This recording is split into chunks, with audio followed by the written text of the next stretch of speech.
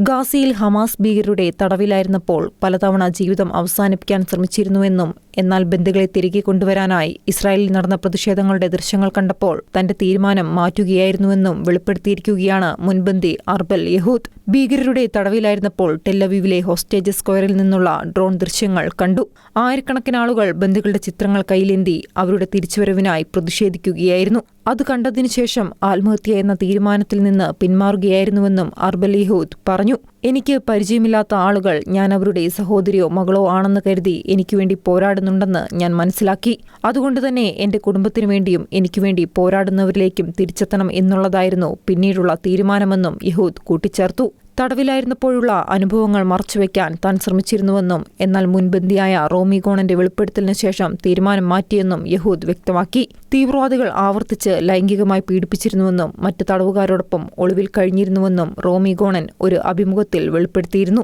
International desk Shekinah news.